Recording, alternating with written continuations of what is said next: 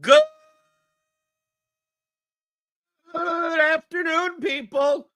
Good afternoon, folks. On a little chilly Wednesday, I still got the Christmas decorations up. You see, I still got the same shit in the background, right? Because it's Christmas season, right? It's holiday season, whatever fucking holiday you celebrate. Doesn't matter. Do you celebrate anything at all, right? Do you celebrate shit? It's the December 18th. There's no NBA today, right? I don't think so. There's no NBA today. There's barely anything going on daily fantasy wise. Figure do another stream, mostly on Wednesdays. I don't know. I don't think I'm going to do a Christmas stream. Even though I got the Christmas decorations up, I don't think I'm going to do a stream on Christmas Day. I think I have to go to my mother-in-law's or something on Christmas. I don't know. I never remember. Do we go on Christmas Eve? Do we go on Christmas Day? I think it's Christmas Day. So maybe I'll do a Christmas Eve stream or something. Maybe. People even fucking like this shit. I don't know. I can never fucking tell. Feel free to hit that like button or comment or whatever the fuck. Right? I got some stuff planned today. I got two things planned today on the agenda, but the agenda is always up for grabs for people watching live and shit like that. If you want to talk about anything, either poker related, fantasy sports related, daily fantasy, sports betting, prop betting, pick 'em, whatever the fuck you want to talk about. Anything, the advantage play related or whatever the fuck you want. Doesn't matter. We can talk about fucking anything. I don't give a shit whatsoever. It is Christmas time. It is Christmas season. The fucking Falcons are going on and playing fucking Penix Jr. on fucking Sunday. Then we got the NFL playoffs coming up. So what the fuck's going on? Anything that you want to talk about? I played poker last night. I was in a game last night. I had nothing to do. Right. So on the week, a lot of times on the weekdays here at the casino or whatever. I'm in Louisville, so it's not a humongous market. So Caesar Southern Indiana over here. Like the biggest game they typically run is like 2-5. Occasionally they'll run a 5-10 game. During maybe circuit events or some big event is in town or some shit. So, like, during the week, it's mostly 1-3, 400 max buy-in. The rate structure sucks. It's 6+2. And there's typically not enough money on the table. I don't mind. I never mind, like, 1-3 games if there's enough money on the table. It's half match stack, right? If someone's sitting there with $2,000 or something and I could buy in for $1,000, sure, okay, fine, I'm in. That's fine. But a lot of times you're dealing with $200, $300 tax. A lot of nitty players. Not necessarily good players, but it's not much of an action game.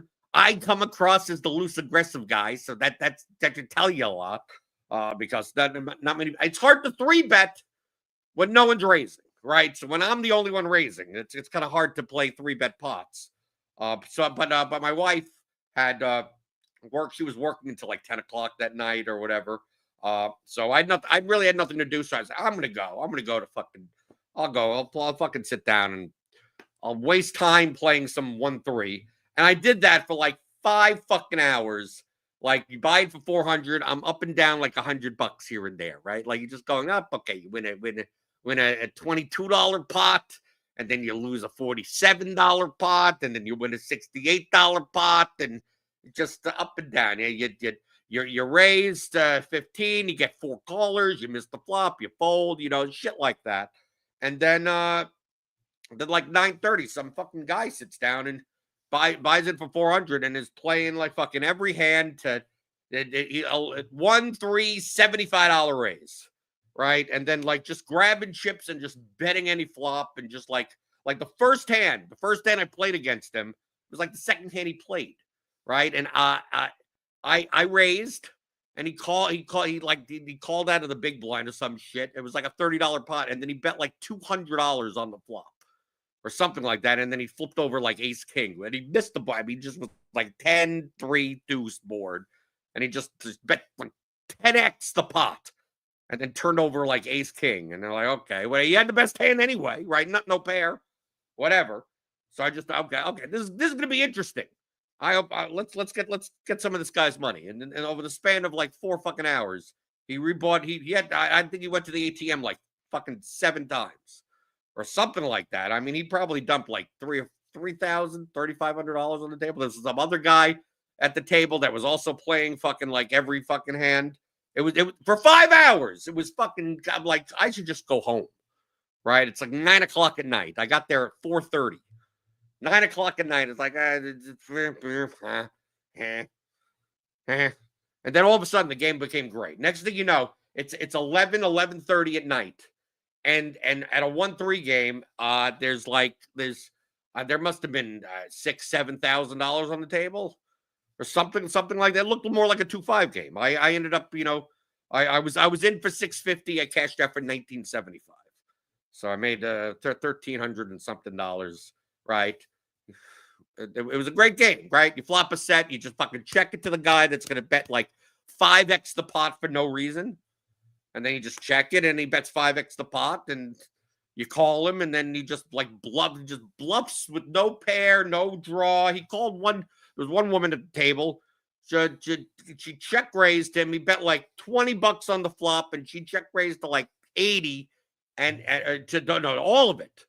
And then he called with like nothing. It was like a king 8 deuce board with no fucking anything. And he had 10 jack.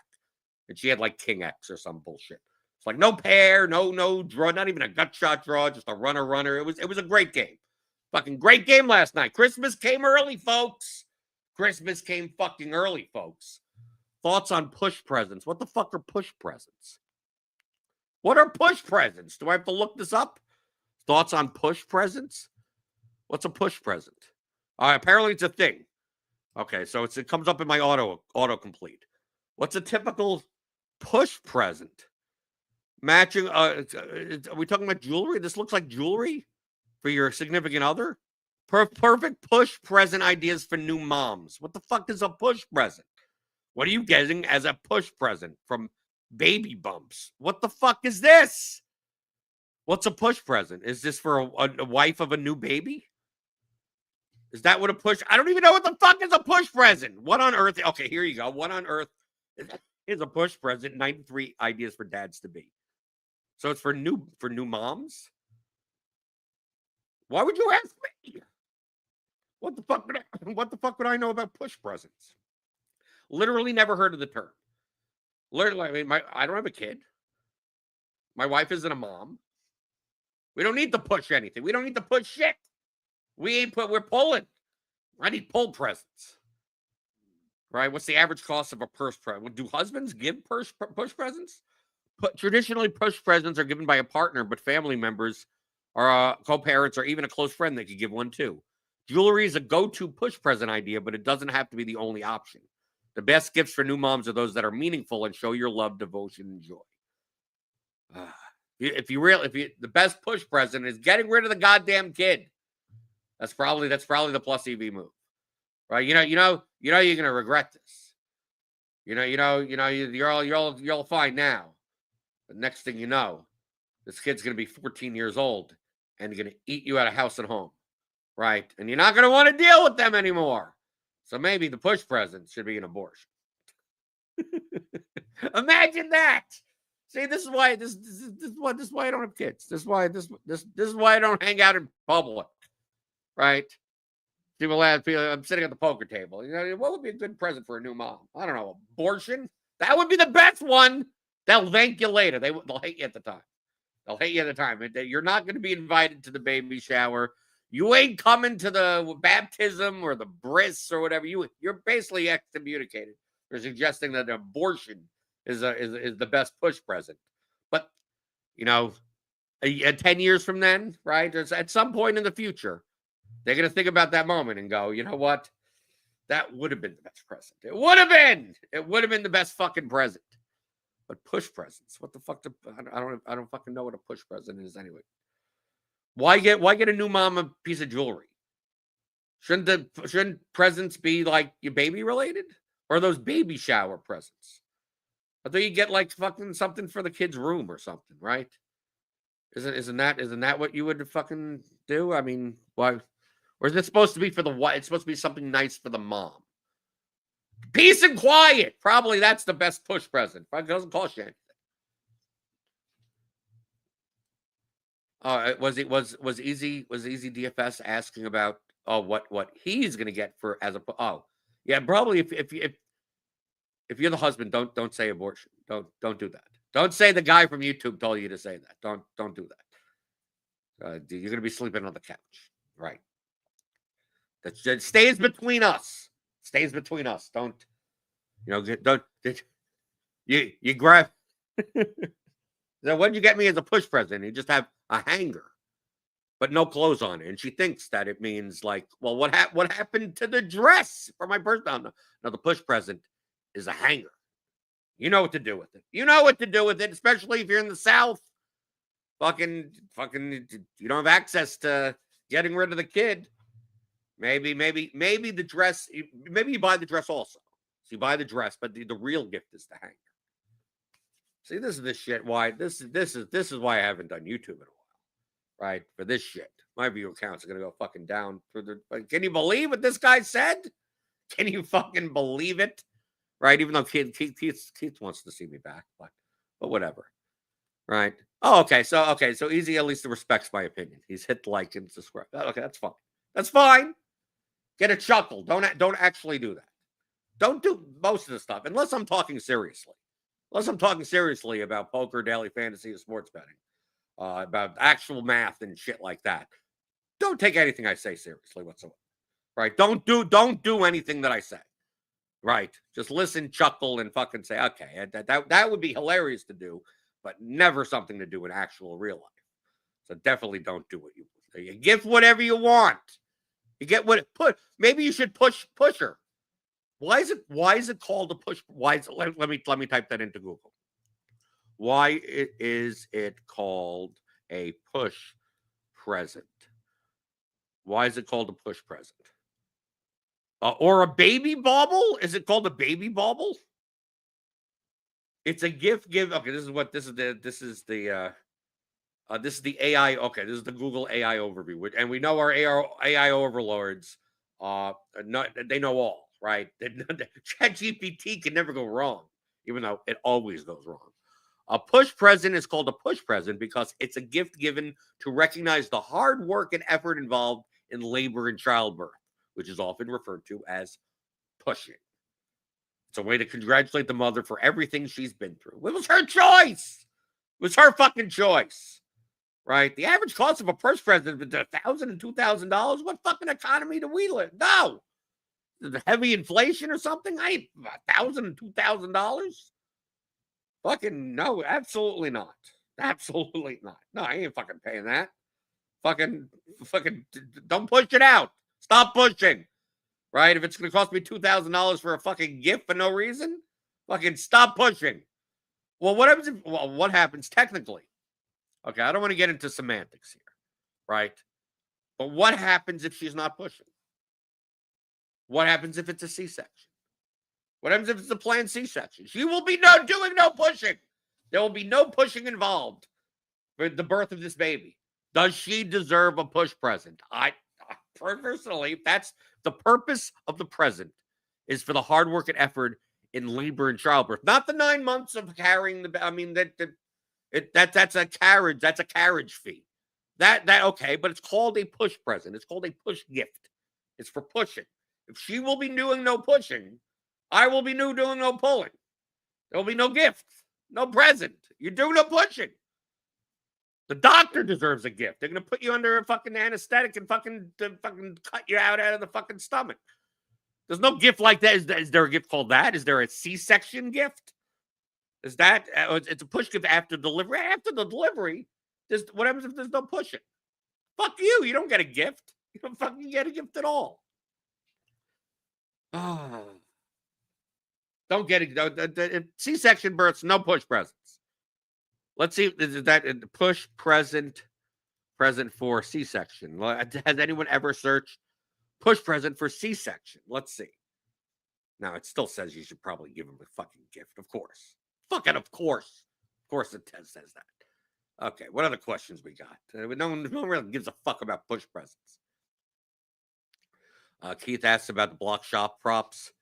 Yeah, the block, they were getting fucking killed on block shop props like last year, right? Especially DraftKings.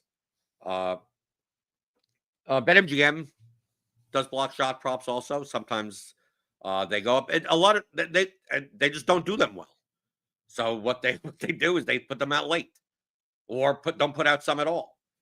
And a lot of times the block shot props are off because of uh they just don't take into account new power play lines or penalty kill units, right? So if you're using a projection set, or you're building your own shit, like a lot of times the shit that comes out for the NHL props on all the books is just like very fucking like linear regression, basic shit, right? It's gonna be the same like every day, unless there's some odd reason to change it. So you're gonna get the same shit every fucking day. You're gonna get why am I'm constantly betting this guy's shots on goal under. I'm constantly betting this guy's over 1.5 shots on goal. I'm constantly betting the under 2.5 block shots on this guy. Because they're not they're getting this shit from a third party, and it's just not really changing. They're just like it's up there, and unless some trader that says, oh, we shouldn't be putting these shits up, like it's gonna be the same shit. Right. So I think a lot of these sites, and it's primarily DraftKings and MGM. The block shot props are just going up later. They're just going up going up later when like some third line changes or something like that. Like if there's any question in what the lines are going to be, they just don't even put the fucking team up at all. And that's their defense. Their number one defense is fucking limiting you. That's easily the number one defense. And then the number two is just putting shit up as late as possible. Or not putting stuff up enough, or doing one-way markets.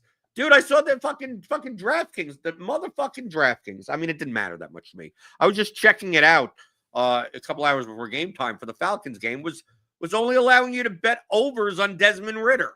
I'm like, motherfucker, what are you talking? What? I can only bet the fucking over 214.5. Like I was you could have used my promo, right? Because you get the promos on you get a whatever, and you put together an SGP. I'm like, okay, I'm putting in Bowers under 6.5 receptions and Ridder under 214 passing. They can't do the under. So well, fucking let me do the goddamn under. Yeah, these are defensive ways that the books use. I mean, obviously you could do it on another side, but I couldn't do it on an SGP on fucking DraftKings. But yeah, so the block shot props, a lot of times this year have been going up much later, or just not for a game at all, or not for the player that you need. It's like for one guy, like one defender, and that's it. And it's like that's not the guy that you even want to bet on. Okay, let's see. Easy asks, if you have any questions, post them in. I got two things. I got two things on the agenda. Fun things. It's always going to be fun things, pretty much, on this stream. Right, nothing that serious. I'll answer serious questions, but it'll be mostly fun things.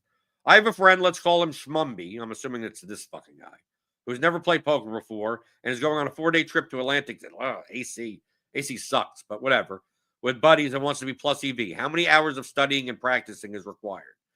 Well, it depends on what do you mean by never played poker. Do you not even know what hand beats what? I mean, do you not even know like just the basic, if you're gonna play Texas Hold'em, like what the blinds are and what you get 2 cards down and then bet and then 3 cards and then do you at least do you know do you know the basics of that? If you don't even know the basics of that, I wouldn't even fucking sit down. Right? There are plenty of people that probably not gonna do all awful. But yeah, if you literally don't know what you're doing, yeah. Oh, so okay. So you are aware of the rules and the basics. How many hours of studying and practicing requires 0. If you're gonna play very low stakes, if you're gonna play, let's say you play no limit hold'em, right? Obviously, there's other games. I mean, you could play limit games. There's you could play 30-60 stuff. I mean, obviously, you're probably not playing mid or higher stakes stuff. You're gonna be playing like 1-2 blind, 300 max cap. No limit hold'em, like something with a high rake structure. So it's probably not even worth playing as like a long-term endeavor. You could beat those games by just like playing good cards and betting when you have the best hand, when you believe you have the best hand, or when you have a really good hand. And that's it. It's very boring, right? It's very boring, and you'll be VIPing like 18% at a 9-handed table, right? Like something like you could absolutely said if you just sat down and said, "I'm not playing any hand in early position other than Queens Plus, and or even middle position other than Queens Plus, and I'm not and I'm not playing any hand other than like sevens plus and ace jack suited plus. Like you could be really, really tight and still beat those fucking games. And then just bet if you raise, don't limp, right? Just don't limp hands. Just raise with any hands that you're first in the pot, and fucking if it gets checked to you and you believe you have the best hand, fucking bet it. I mean, you can make pot size bet, and then 1-2, you can make pot size bets, especially on the flop. It's more about absolute value, value of the money than relative value of the money. I mean, you could just play. You could play essentially ABC poker like that. Will you have the highest win rate? No. Will you be profitable? Will you be plus EV? Yes. You go to AC, probably play at Borgata. Although I've not played in Atlantic City in, I don't know, 20 years, maybe not 20, 17 years, right? I mean, some of those casinos are gone. Like the Taj is gone, right? Does the Trop even have a poker room anymore? Harrah's, do they have a small poker room? I mean, I'm assuming the place to play would be Borgata. And I think they still have those fucking chips that are fucking, they're concave in the middle. So it's like they slide because the air gets trapped. They're fucking awful. But yeah, you can play at the Borgata and play 1-2, whatever the fuck it is. And you may be playing with 5 or 6 other fucking 72-year-old guys that don't raise with fucking queens at all, or ace king. Ace king's a drawing hand. You may be playing against those people, but you're not. You'll always find 2 or 3 people at the table that just limp in and VPIP at fucking 50-60%. And they just bleed their money away. So if you want to, that would be the easiest way to play. Do you need to do studying and practicing to beat those games? No. Now, to beat them for a much higher win rate? Sure. But I mean, if you just want to sit down and just fucking pedal the nuts, you're not punished in that game for doing so. You're really not. Right? But you make sure you want to build the pots when you have good hands. And don't worry about it. I haven't played a hand in 2.5 hours. If I raise to 15, no one's going to call me. They're going to call you. They're not paying attention. They're going to go, oh, well, I have Jack 10. I have 2 Broadway cards. I'm going to limp in for 3. Then when you raise to 15 with kings, I'm going to call your 15. And then when the Jack hits the board, it's going to go check. You're going to bet 30. He's going to call you. Right, and then whatever comes out, you'll make your little. You may not be able to stack the guy, but you'll get enough value out of them. It's like, okay, there you go, on to the next thing, right? Like that type of shit. So you really don't, for those games. You don't have to stay if you're just going to go for a 4-day trip, right? If you're just like, oh, I'm going to play an AC a couple of times, and then plan on not really playing poker much for a long period of time. Like, dude, you're not downloading PioSolver, right? You're not going to Upswing or Run It Once or whatever, and taking fucking. You're not doing Solve for Y. You don't need to do any of that shit, right? For recreational play like that. But you'll see that as long as you go and you just play good cards and you value bet, you're probably one of the favorites in the game. I mean, that's it. Let's see. Keith does saying, he lives in New York, and MGM doesn't give block shots here, but does in other states. Yeah, I can't attest to what happens in other states.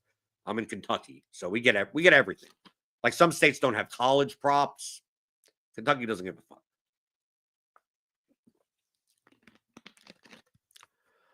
fuck.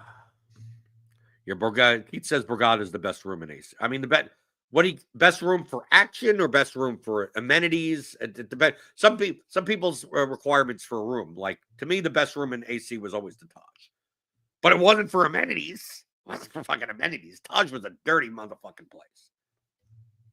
But as far as action was concerned, I found, playing with the degenerates at the Taj was much more profitable than like the Jersey Shore, the Philadelphia Guido types at Borgata.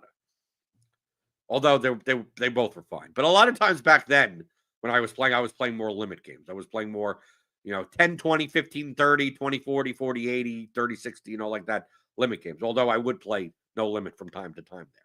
Most of my no limit action, I was playing in underground card rooms in New York City. But I mean, I'll play in any fucking good game, right? But I don't know what the Borgata is now, especially with like Philadelphia, with Pennsylvania casinos now. I'm assuming that in that general region, if you're gonna play poker seriously for at least a portion of your income, like regularly, probably Parks probably has the best game selection. I mean, as far as bulk of game, I'm not saying that the games would be good, but I mean, as far as they run up to, I mean, that they run multiple like 10-10 games there. So they'll have 10-10, 5-5, 2-5, 1-2. I mean, that obviously you're not going down to like 1-2 or whatever, but if you always know. See, here's the key.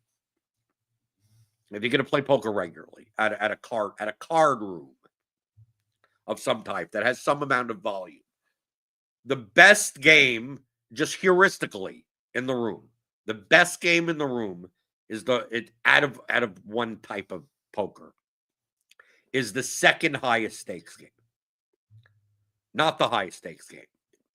This is as a heuristic. Sometimes it is.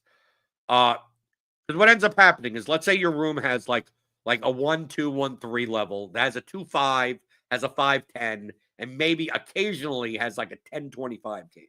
And we're just talking about no limit. We're not talking about, well, do you play PLO? Do you play, like anything else? Let's just say that's the ecosystem. Let's say at any given time that there's, this is a bigger metro where it's you're in Chicago or something, whatever. It could be Las Vegas, although Vegas has its own discrepancies there. But let's say there's 8 1-2 games running, 1-3 games running. There's 4 2-5 games. There's 2 5-10 games, and there's a 1 10-25 game. Like the game that I want to play is probably the 5-10 game. And then if the 10-25 game isn't running, the best game is probably the 2-5 games. Because typically the most regular professional level players, and when I say professional, I always put it in air quotes, like whatever you consider I mean, there are people that play once a week that are amazing at poker. That it isn't their job. They do something else, but they're really good at poker also.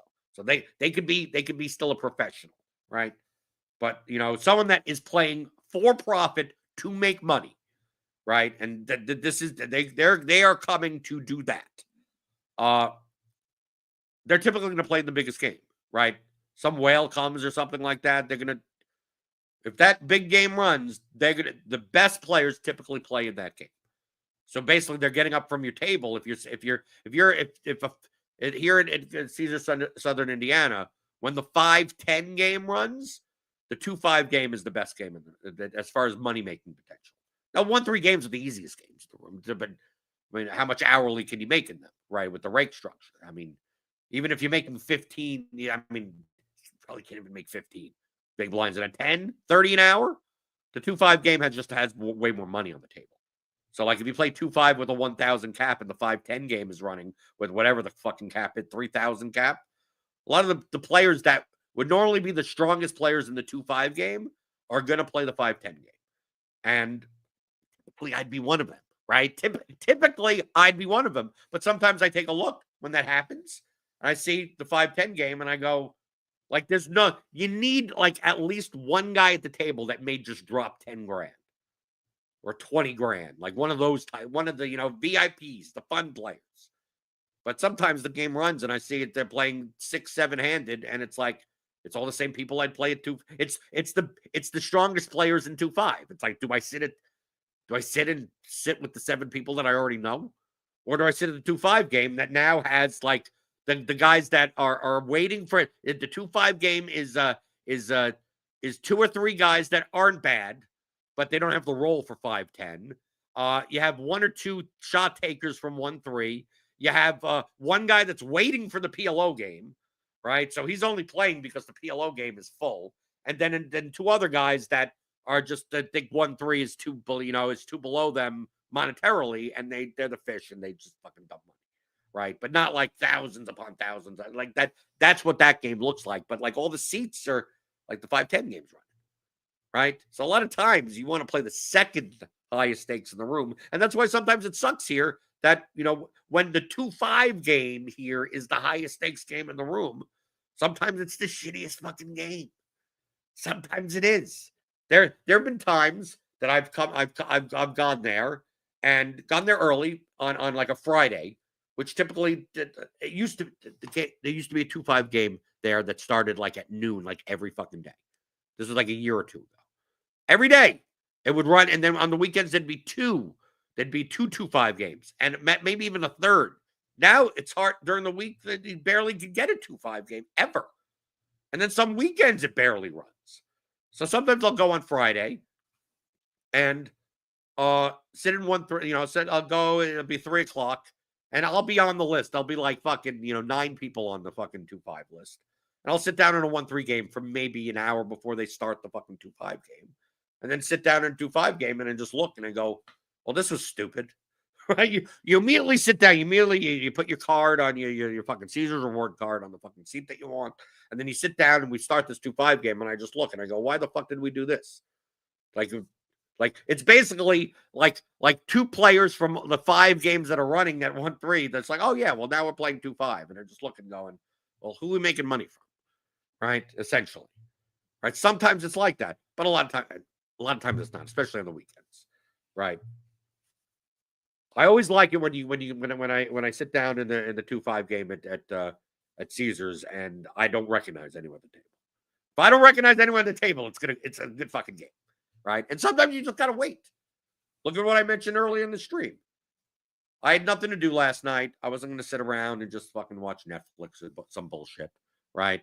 So I'm like, I'll go. I'll hang out. I'll play 1-3. I'll put in my hours, right? Try to get my tier status up at Caesars. I think my hourly at 1-3 there is like 33 an hour or something. I mean, it's something stupid, right? Probably not sustainable, but probably you could probably make 20 to 25 in those games, which is whatever. 2-5, I'm more at 60 an hour. So I'll go down and then next thing you know, some fucking guy comes and just dumps $3,000 on the table, right? It happens. As long as you're there, you put yourself in the position to get those opportunities. That's poker, right? It's the same shit that I say with the fucking daily fantasy. Where when people ask me, like, what's where does the money come from? Well, how do you make money in these games? Like, the skill gap is number one. It's who you play against. You don't have to be great in any of these things as long as you're better than the person that you're playing against. You want to play in fields in daily fantasy that are shitty, right? Oh, what GPP should I play? Well, where all the weaker players are. What cash game should I play? Well, play low stakes until, I mean, if people are bad, if the more experienced players are banned $5 or below, then if you can still play the dollar fucking double ups, play the dollar fucking double ups, right? Play all of them. Just spread your fucking thing across the fucking board. You want to play against the weakest people. You're gonna make way more money playing against people that are weaker than you than getting 5% better. Because really the difference between depending on the level. I mean, dude, it's in poker, the difference between 1-3 players and 2-5 players are not that dramatically different. Really not. And the difference between 2-5 and 5-10, like a lot of times the skill gap is not as dramatic. And the thing is that at 1-3, typically you will get the short buy-in really bad players. But the key point is that the fucking short buying players, right? The guy that buys it for $100 and is a lost cause, right? This guy's just going to dump $100 and leave, right? You're going to get more of those types. And you're also going to get weak. You're going to get players that play too weakly. So, like the dynamics of the game, your edge in each game and each stake level, heuristically, is going to be different. Okay? The same way that in fucking daily fantasy, right? You play in the low stakes, just fucking hit the optimal button and play that lineup. Because you're going to be playing against some guy in an NBA head-to-head that didn't play the $3,600 point guard that is projected for 10x. Like, what type of thought process do you need? Just play the optimal. You're good. So in poker, like typically at the 1-3 level, the main problem is that people don't play their hands aggressively enough. They don't bluff enough, and they call too much. How do you exploit players that in general don't get enough value for their hands, will give you more value for your hands, and don't bluff, under bluff, and over call? Well, you should be value betting thinly. You should be building pots with good hands, value betting well and thinly. And if you get raised at any point, like fucking fold. Like, unless if you have the nuts or some bullshit. But I mean, like, dude, like heuristically, most 1-3 players are not like semi-bluffing turn check raise semi-bluffs are not happening in fucking 1-3 as a heuristic, right? If you have ace king, right, and the board comes ace 8-3 with 2 hearts, and it goes check, and you bet fucking whatever 2/3 pot or some bullshit, your heads up or whatever, and then the turn is a brick, and it goes check, you bet 2/3 pot or some bullshit, and then they raise you, just fucking fold. Your ace king. One pair is no good. Oh, well, they could have queen jack of hearts, and now they have a gut shot draw and a heart draw, and a turn check raise looks so much stronger. So your fold equities, they ain't fucking thinking this. They have 2 pair plus. End of story. Fucking fold your hand. Like, because those types of moves rarely happen for a typical 1-3 player. Then once you get to 2-5, you'll see a little bit more of that. So 2-5, it gets a little bit more aggressive. You get less limping, more people actually open raise more. RFI, like at 1-3, you'll see limp fests. And a lot of times I come across as a fucking maniac because I'll be sitting on the fucking button, and some guy will just fucking open limp in the cutoff. Like, it'll just like a full open limp, and I just look down and I have Jack 9 suited and I raise. Like, if you're gonna open limp like fucking 10-8 offsuit or some bullshit, I'm just gonna isolate you in position and just fucking I'll play any pot against these people if I can isolate one limper. Or I'll be in middle position. I'll just look down. I'll have fucking king 9 suited, and I'll just get someone will limp in middle position. I'm in the fucking low jack, and I'll 15. They go 3, I go 15. And so many people just fold. Sometimes I just take all the fucking blinds and the blimps and fucking I'm done. And then people look at me like, oh, this guy's fucking crazy. Fucking doesn't play that many hands, but I mean, it just fucking seems like he plays like 2 hands in orbit, and he always raises with them. Right? Someone raises, and I don't look down at ace queen suited and go, well, I'm just gonna call a raise on the the hijack. No, fucking 3-bet. You don't see that much 3-betting. Right? If you get 3-bet, if you at 1-3 typically, if you're in like middle position and you raise with like ace queen offsuit, right? Ace jack up maybe, right? Something like that. Jacks even. Jacks or 10s, and someone 3-bets you, just fucking fold your hand. Just fold, and obviously mid-range, you're gonna call a fucking mid-raise. But people don't 3-bet enough. People limp in with ace king in these games. Right? There are plenty of people that are like that. So 3-bets really means like queens plus at minimum. At minimum. Sometimes they don't even fucking raise with queens. You just fold. So that's 1-3. 2-5, a little bit more aggressive. 5-10 gets a lot more aggressive. So typically the aggressive, like there's a lot more bluffing at 5-10 than there is at 1-3. Right? There's a lot more. People could be making more moves. There's also Another thing, even though some people aren't interested in poker, whatever. Typically, 1-3 players don't have check back ranges. While in 5-10 they will, but I mean 2-5 is the best place to exploit that, especially with people coming up from 1-3, right? Checkbacks or non C betting. It fucks with people at 2-5. It fucks with people a lot. At 1-3, it fucks with people, but you're missing value. What I mean by that is people are expecting continuation bets. So a lot of times you raise, you're a 3-bet or some bullshit, and they just expect like that. If you don't C bet, you don't have top pair or better, because that's what they would do. So there's plenty of times I've fucked people up with getting value bets on 2 streets, and I just make those streets the turn in the river instead of the flop in the turn or the flop in the river. A lot of times you have to see what your opponent is and see what the stack sizes are, and then decide if this is a 2-street hand or a 3-street hand. A lot of times my simplified strategies, I tried to make as many hands into 2-street hands as possible because it makes it easier to play. Now, against certain people, I mean, I'll just value bet them. Against certain people that'll just like stack off with top pair no matter what. Like, then I don't give a fuck. But against at least somewhat decent, I mean, maybe they're losing players, but not ridiculous. They're not horrible. I just try to make 2-street, and sometimes the 2-street, I raise with ace king, and the board comes ace 10 4 with 2 diamonds, and I just fucking check it.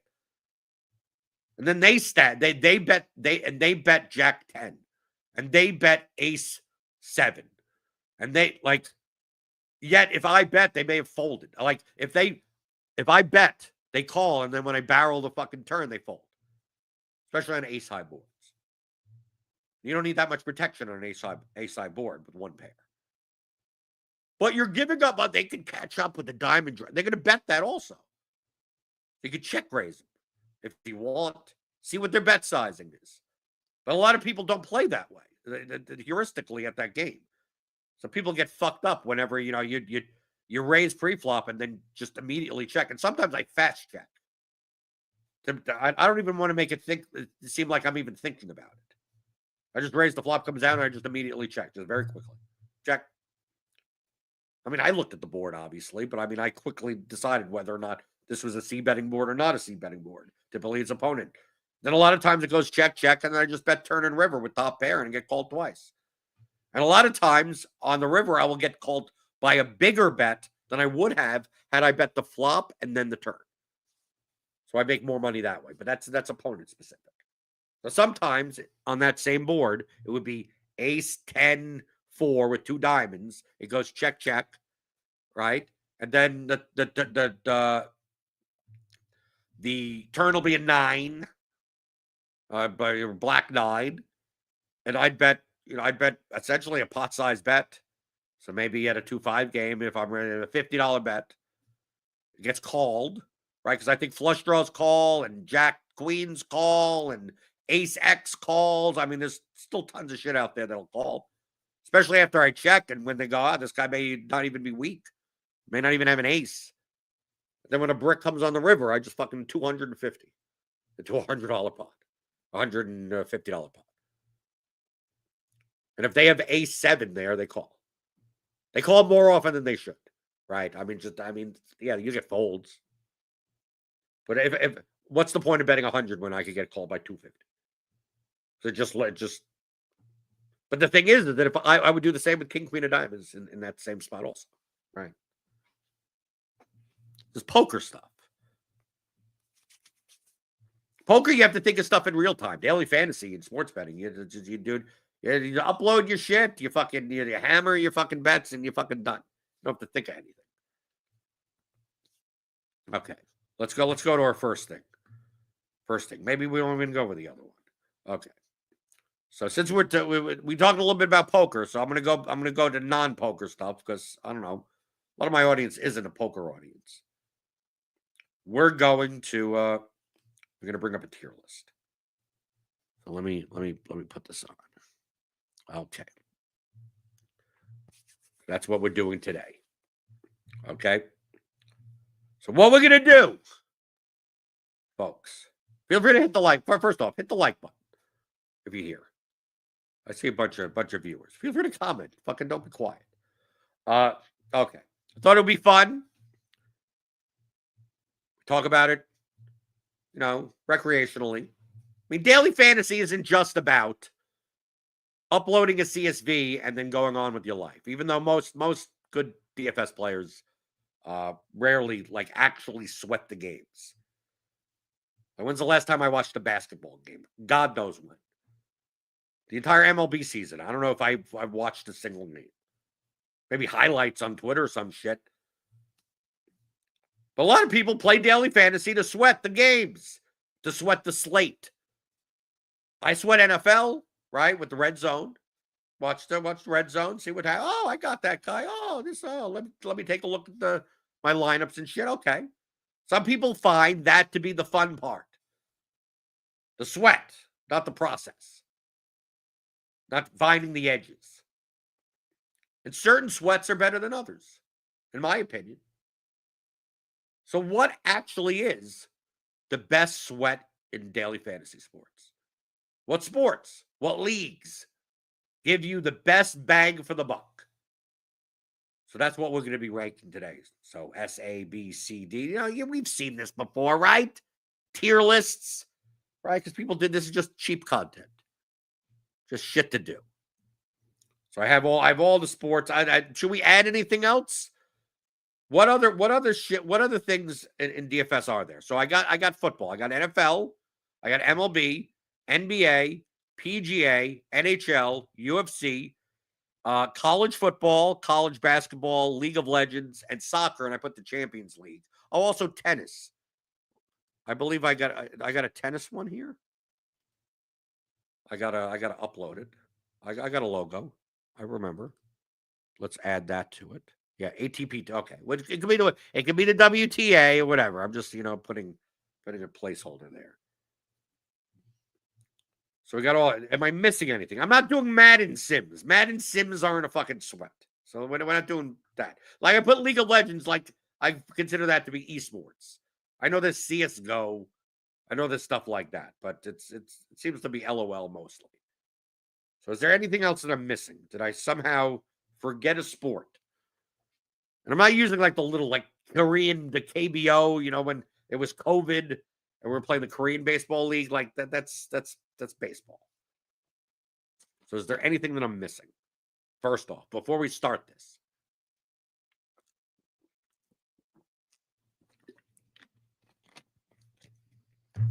So we're going to try to fill out all the tiers. Got 5 levels.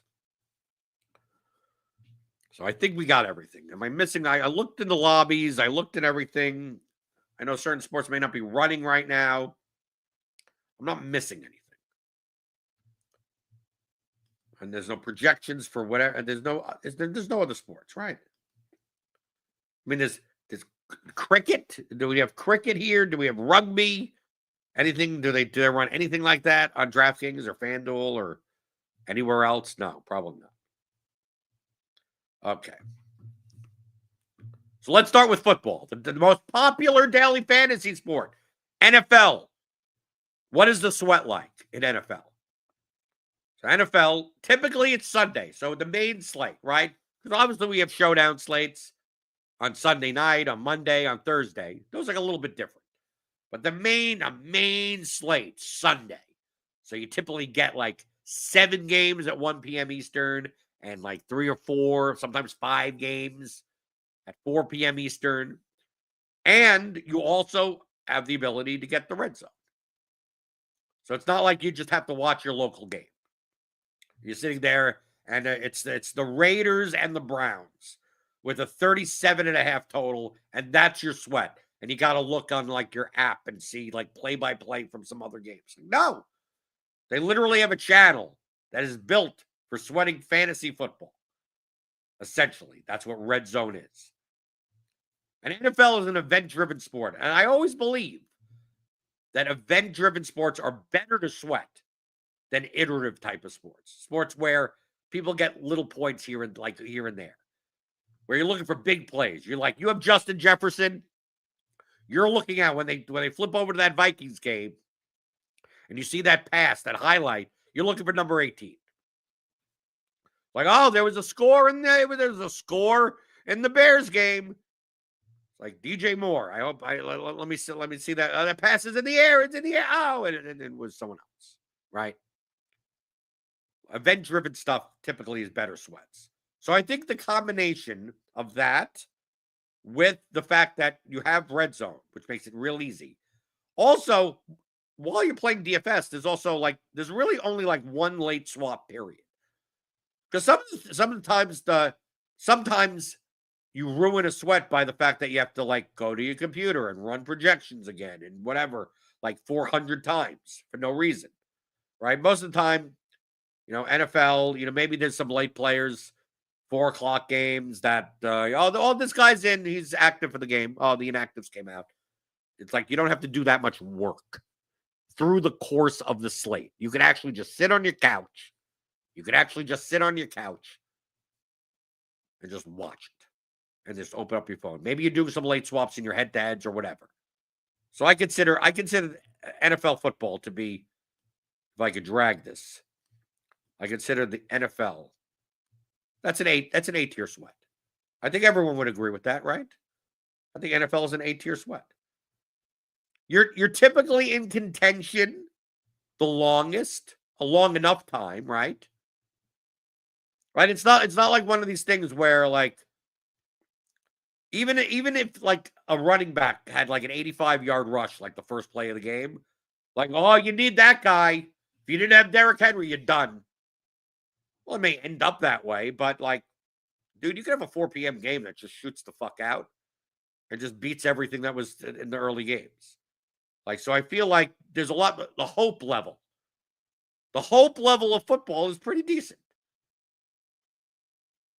It depends on the ownership. Some 32% owned guy that was 5,400 puts up 47 points. You probably need that guy, right? How often does that happen? Not that often. So I consider NFL to be an 8-tier sweat, and it's primarily boosted by the fact that you don't have to have multiple screens. You don't have to have I'm going to flip between channels and have apps open. It's like, dude, just sit back and relax. Scott Hansen, right? He'll take care of you. The witching hour will come, right? It's great. So I think the NFL sweat is an 8-tier sweat. The opposite of that sweat is NBA. Like I said, iterative scoring I think is awful for sweating. Steph Curry hit a basket. Yay. I mean, you're hoping he scores 50 fantasy points. The 2.5 points or the 3 points or whatever that he has right now in the first quarter doesn't really matter that much, right? There's more tilting in NBA than anything else. You play the guy that gets 2 quick fouls, and then the coach, of course, takes him out of the game for no reason. You really shouldn't be, right? You get the late scratches also. Yeah, you played a guy in 3 minutes after lock. Oh, he's out. Oh, well, thank you. Thank you very much. That's not very enjoyable. And then you got to work the entire time.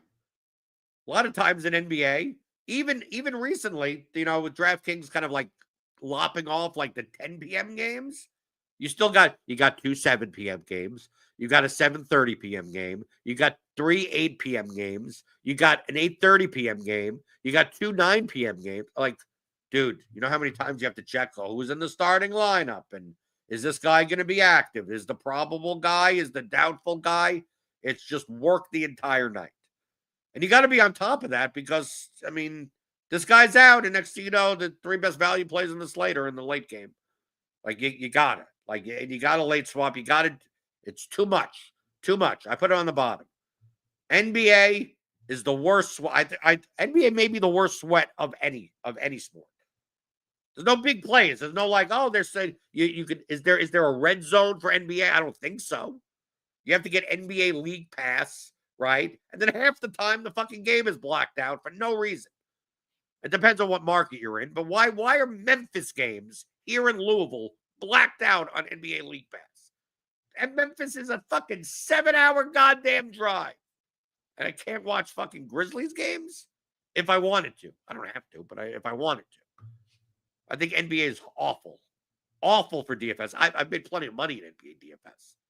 But boy, I don't want to go back to, switching and late swapping and all that type of shit. Right. It seems like the chat agrees with me. Nick agrees with me. NBA is crazy to stay on top of. That's why I stick to NHL. Right. Agreed. Worst sweat. Johnny Ortiz. Worst sweat. Yeah. NBA. Get out of here. D tier. Then we got, let's go to baseball. Baseball, as far as work is concerned for DFS, I mean, not really much. You could just kind of set your lineups 6 o'clock occasionally. The late games, you get a manager that doesn't release the Angels lineup until God knows when. But most of the time, it's like, oh, well, it's a different catcher, right? Or this guy's out, but this other outfielder's in. It's not that big of a deal. And it's also typically not these types of swaps where, well, if this guy is out, you got to play another guy. Like you don't get those in baseball. And for baseball, you're mostly stacking, right? For the most part, you play 4 or 5 guys from the same team. So you just have to monitor your team, right? I'm stacking the Padres. It's just, okay, if you want to just watch the Padres game, then you could do that if you want to sweat. You could look at a home run bot, right? You could do something like that. And also, even if an early game, let's say you have like an 8 o'clock, you have the Twins at 8 o'clock. And at 7 o'clock, the Reds just put up like 7 runs in the second inning. And you're like, oh, I don't have the red stack. I guess I'm done. Like, no, your hope is still there. It's baseball. Baseball never ends. There's no time limit on baseball. So a team could put up essentially hundreds of runs if they could. So it's quite possible. Yeah, the Reds put up, by the end of the game, they have 13 runs. I've seen slates where a team puts up 13 runs, then another team puts up 15 runs, and then another team puts up 20 runs. And maybe you have the team that put up 20 runs. You probably need a combination of 2 of those teams together. Probably your one-offs or your 2 or 3-man stack going along with the 5-man stack had to be that to win a really large field GPP. But for the most part, your lineups are kind of still good. Except for pitcher. The tilt comes at pitcher. That's always that you play Charlie Morton in a good spot, and then he walks 3 guys and gives up a home run in the first fucking inning. And you sit there, especially on DraftKings, where it's like, oh, you had 2 pitchers, and you just, I got the right stack. One of the pitchers has -7, and you're fucked, right? So basically, the tilt, I think pitching tilt is much, much more involved than the hitting tilt. Like, hitting is hitting. Stanton gets up and bases loaded and strikes out. Okay, but I mean, your expectation isn't like a home run or anything. You're hoping for it. But a pitcher that, your 11.2K pitcher that has a 7.5 strikeout prop, the opposing team has a 3.12 implied team total. When they give up 6 runs in the first inning, that's when it's close the laptop time. That's close the laptop time. So I think I put baseball. Where are we going to put it? B or C? B? Is B good enough? Is B C? I mean, it's not. Baseball is really not enjoyable to watch, truthfully. Is there a red zone-ish type of thing for baseball? No. Right? But it's not like, do you really want to put on, let's say you had a man cave. Do you really want to put on and watch like 7 baseball games at once? Do you really want to do that? I don't. Right? Even though the MLB Live app is pretty good. Most people sweat. If you're a DFS player, there are 3 words that you know. If you don't know these 3 words, then you're really not a serious DFS player from MLB DFS. What are those 3 words? They're the most 3 important words in MLB DFS. When you're sweating. When you're sweating, you're sweating a batter. You're like, okay, I got Stanton up, bases loaded in my Yankee stack. There's 3 sweetest words to read. In-play runs. In-play runs. That's because you have the MLB app. and you're watching the fictional batter with the strike zone, right, with the little dots where the pitches are, and you're reading the play-by-play, right? That's how we sweat, right? So MLB sweat can't be high, can't be much higher than C. If most people sweat it by looking at an app with just a play-by-play fictitious little fucking cartoon batter, right? So it can't be that great of a sweat. The worst is when it's in play runs, and you have to see it's like, well, that could mean a lot of things. Like if a guy's on third and it says in play runs, like that could be a sac fly. Okay, that's just an RBI, right? Doesn't mean that it's a single, doesn't mean it's a home run or anything like that, right? Then sometimes it's a guy on first and third, right? In play runs, and it's a no out and it's a double play. Right? It doesn't have to be great.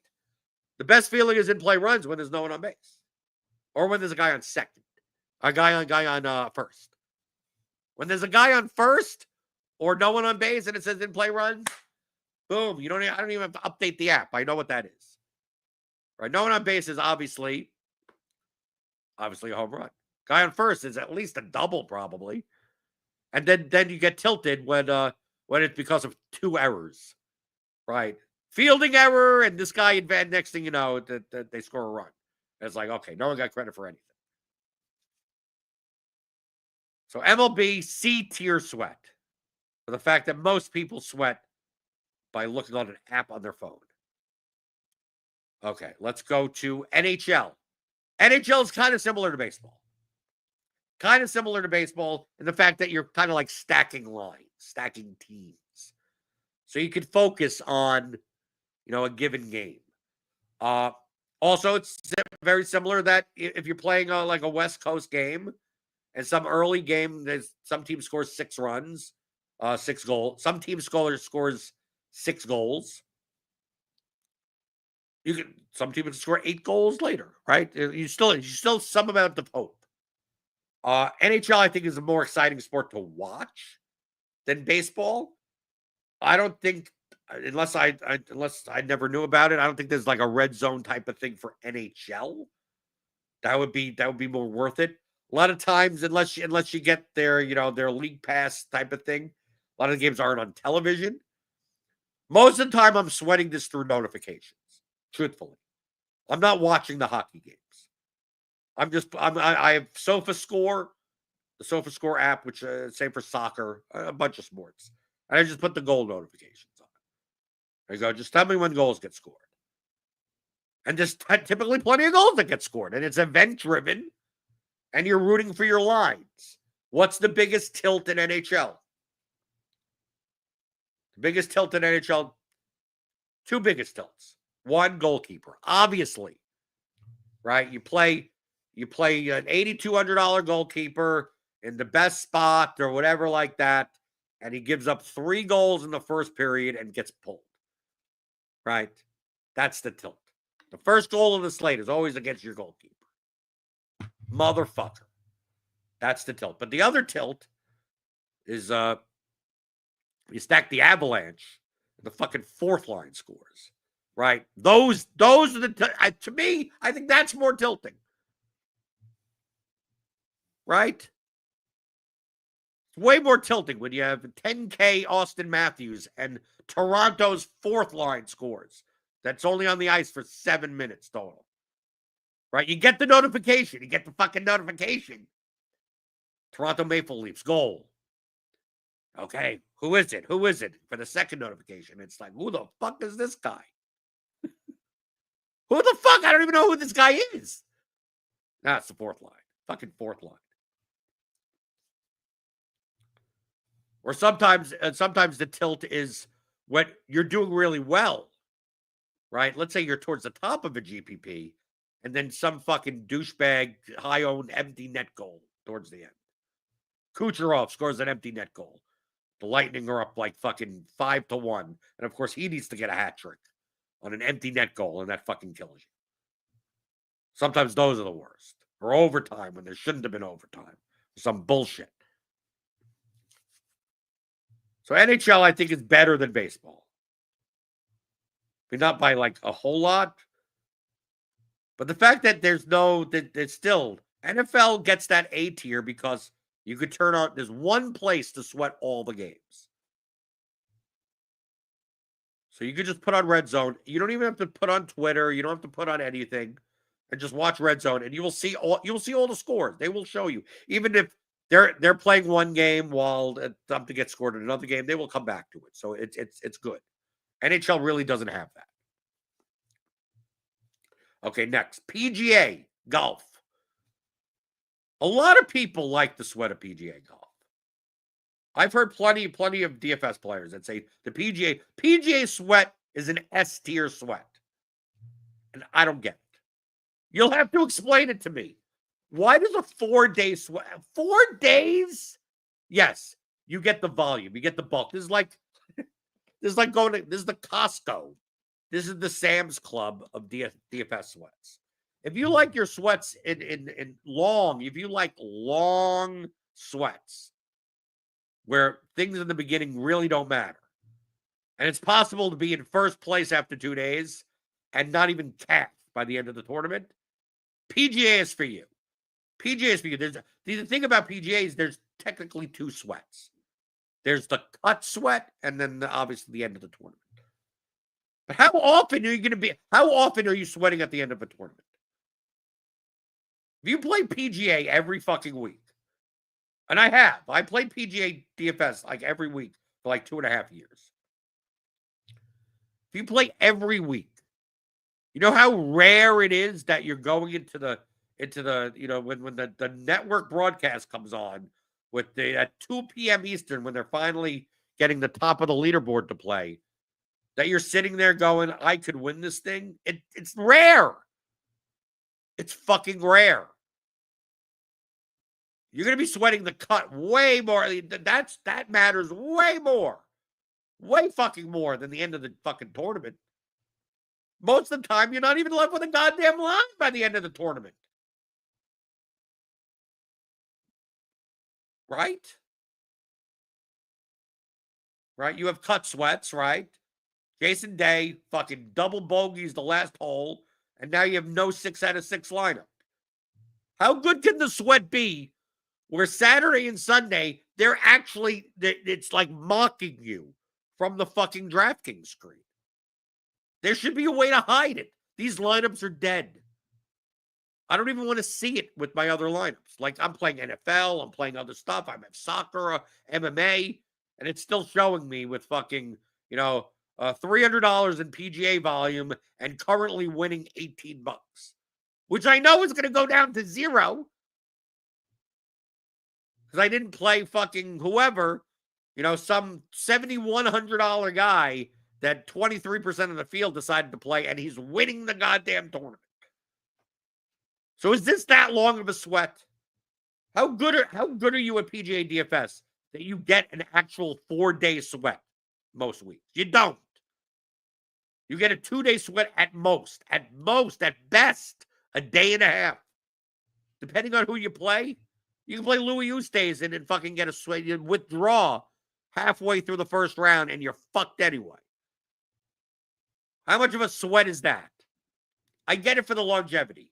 I also get it because you can watch, you get the PGA app and you can watch the coverage, right? Which is much better than the television fucking coverage.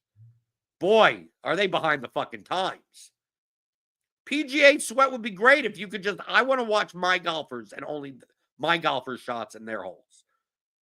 Yet if you watch on TV on the weekend, they barely show fucking golf shots. They're talking to the fucking CEO of the sponsor. Fucking show golf shots. I'm watching fucking golf. I don't want the feel-good story from the 8,700th fucking ranked player that is an amateur and is in fucking 34th place. I don't care.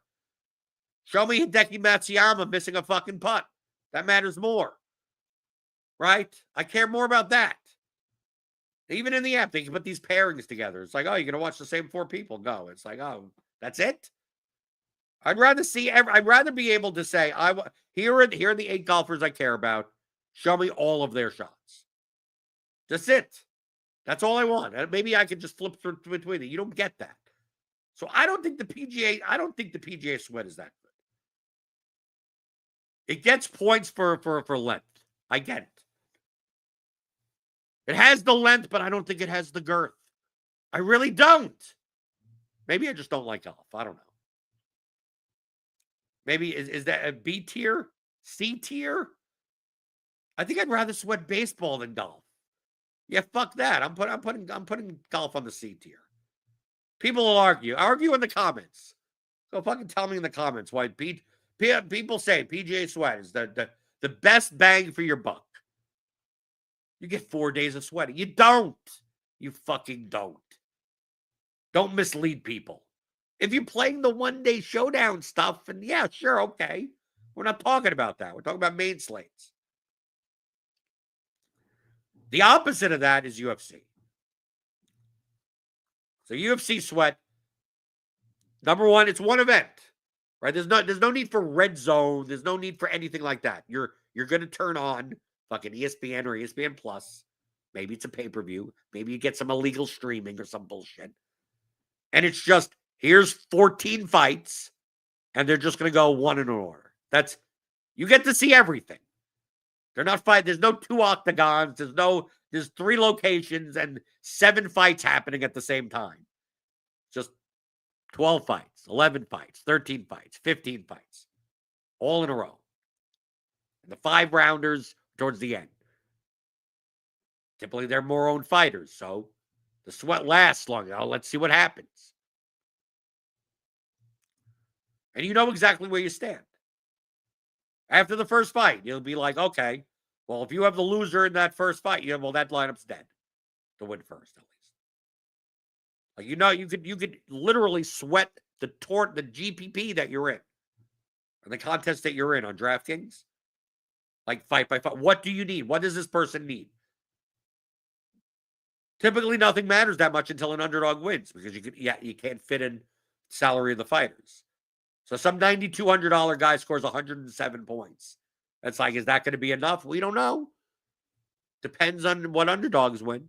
If any underdogs win. Sometimes the winning lineup will be 47 points from an underdog that lost because no underdog won. So you can figure these things out. There's no late swap. You don't have anything else to do. The sweat is an actual sweat. And it is event driven. Right? You have a lot of a fighter. You have a lot. You have 40% of a fighter that submission grappler or whatever like that, and gets a takedown in the first 30 seconds. Rolling around, takedown, and then he gets in a real rear naked choke, and you're rooting for that. Come on, submit. Same for the power punchers. The worst sweat in UFC is when you fade the big heavyweight or light heavyweight fight that is minus 250 under 1.5, right? And you're fading it like it's the $8,200, $8,000 heavyweight fight where the inside the distance on both fighters are $1 million, right? Or fucking ridiculous. And you're just like 60 seconds, right? You close your eyes, your butt cheeks just pucker up, and you just hope that no one gets knocked down in 60 seconds, right? It doesn't get the quick win bonus. That's the worst sweat in UFC. Is sweating, is anti-sweating the quick win bonus on fighters that you don't have. But UFC sweat is great. The UFC sweat is an S tier sweat. You know where you stand. You can even hedge out. There are opportunities where in large field contests or whatever you play, even if you're playing the 555, where that well, if this guy wins, I'm probably going to win this GPP, but if he doesn't, I'm not. And then just bet the other guy on the money line or some shit on a sports book and lock in. You can lock in several $1,000 or something. You do something like that. You can.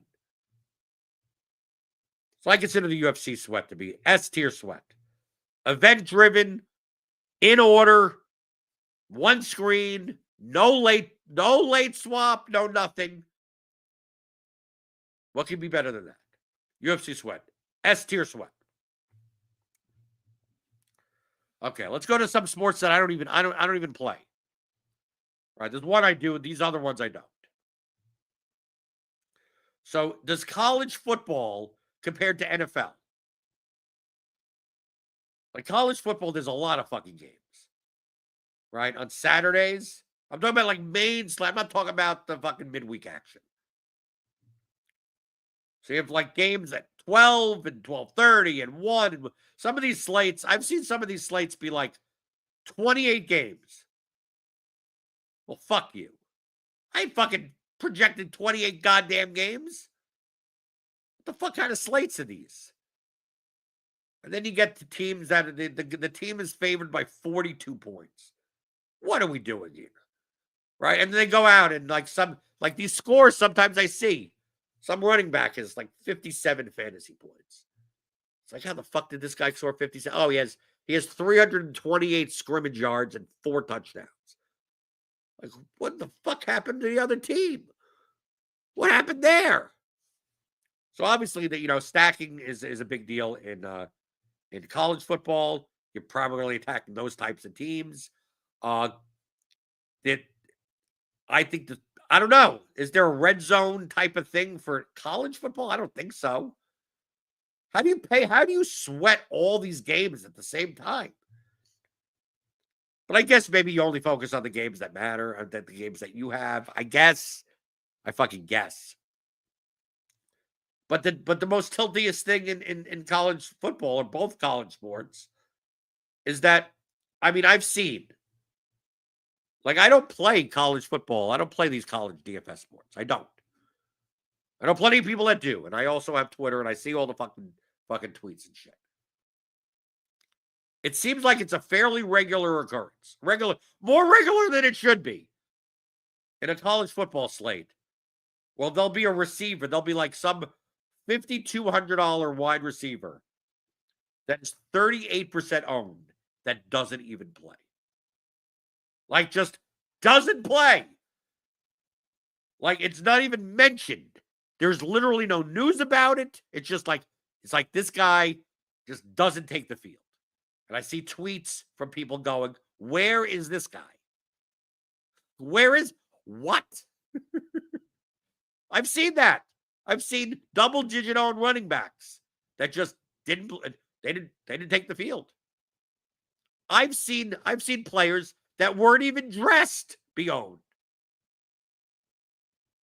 It's because there's no news report. There's like no news reporting.